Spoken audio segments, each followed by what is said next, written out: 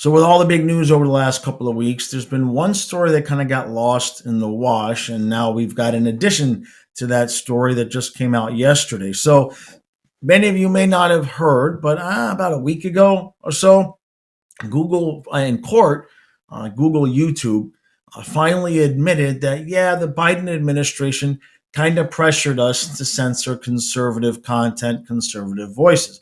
Now, if you've been on YouTube, if you use social media at all, this doesn't come as a surprise, but having it be admitted in court is at least one thing that you can point to when you're called a crazy conspiracy theorist for bringing up to your crazy liberal uncle that YouTube was censoring your videos.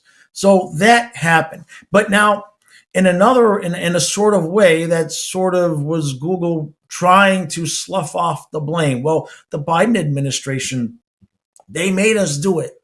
They made us do it. The implication or the insinuation is that if it wasn't for the Biden administration, we wouldn't do that. We're fair, right? However, let us be reminded of the things that happened before the Biden administration took office. And what I have here is an article where we learned that yesterday President Donald Trump has won a $24.5 million settlement from YouTube over the platform suspension of his account following the January 26th episode. Now, according to a court filing obtained by Fox News, $22 million of the settlement will be contributed on Trump's behalf to the Trust for the National Mall, a nonprofit supporting construction of the new White House State Ballroom. So Trump wins this. It's a settlement. We're going to talk about what that means. It's just a settlement. Now, he'd also had settlements along with Meta and Twitter, now called X. He'd actually won those settlements as well. And the disappointing part is that these cases haven't gone to court. Settlements, most likely, if you're wondering why this hasn't led to a bunch of lawsuits from common people like ourselves, it's most likely because in those settlements, the companies are not technically admitting wrongdoing. So it's just a way for, I hate to say it's a way for Trump to make himself feel better or for him to get some kind of restitution, but it's not, I think, what we would have hoped for. With there's only so many people that would have had the money to actually take these cases to court and actually have them fleshed out for everybody to see. And that's not what's happened here. So per the filing, Google, YouTube, Alphabet will also pay $2.5 million to other plaintiffs, including the American Conservative Union, author Naomi Wolf, and several individuals. So there are a few people that are getting some sort of restitution.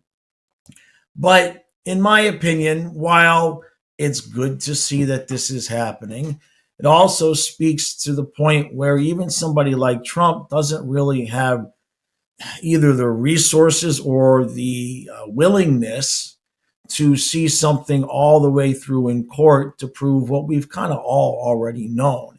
And that is that most of these social media companies, at least until Elon Musk took over Twitter, they're going to be left leaning. We know this, and this is why Rumble has become so popular, although it's probably not anywhere close to the level of what YouTube is.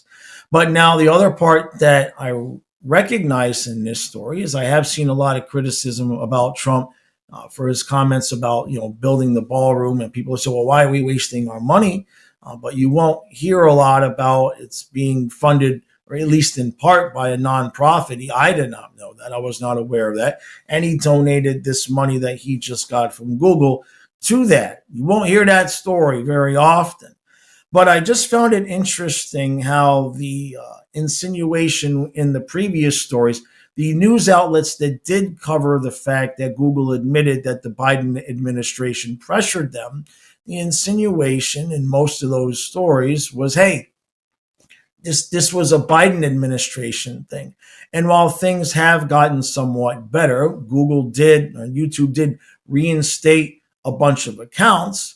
Well, what happens to all the income that they lost? Are they going to have to try to take Google to court to get that income? Because if President Trump doesn't have the resources and the willingness to see something all the way through where it actually goes to court and he's willing to settle, what chance does somebody who just had a YouTube channel removed, what chance do they have? Not very much. I brought up my personal story with Twitter where I got censored, and it's just crazy because all I did was go on and tell them what my personal experience was with COVID and ivermectin. I had COVID. I took ivermectin for a couple of days, and then I was fine. Those are factual statements. Do I know for sure the ivermectin cured the COVID? No, but I had COVID. I took ivermectin, and then a couple of days later, I was fine. And the tweet was taken down for misinformation. Now, my account didn't get banned or anything like that, but it just speaks to the level of audacity that these companies had. And the problem is now you still have a ton of people, we see them still wearing masks, and you have a ton of people that still believe what the mainstream narrative about ivermectin was. You still see people calling it horse paste. But I just wanted to bring whatever attention I could to this story because the juxtaposition between the two, Google blaming the Biden administration, which is kind of true, but then also settling here. Now, all of the major social media companies did end up settling with Trump one way or another, all for about the same amount of money. It's a pittance, right? At $25 million. Google's not going to miss that. Surprised Trump wasn't able to get more. In a way, I think that's small of a sum, to be honest with you, even though we know that Trump's account was taken down, was reinstated. We know on an intuitive level that it was against the First Amendment. I think in order for that to have made some kind of difference in the mainstream narrative, there would have had to have been at least a zero after that 25 million or whatever it was. That's such a small amount. It just kind of makes it feel like Google was like, here, let me just write you a check to make this go away. I'm kind of surprised Trump didn't press for more, but he got the money for the ballroom, and maybe that was his goal all the way along. His accounts got reinstated. But don't take this lightly. All of these things that are happening, these things that we're showing and we're proving and everything, the one thing that it needs to that we need to be aware of is that if these people ever get back into power, you can be damn sure the censorship will be 10 times worse, and they'll probably try to make it permanent.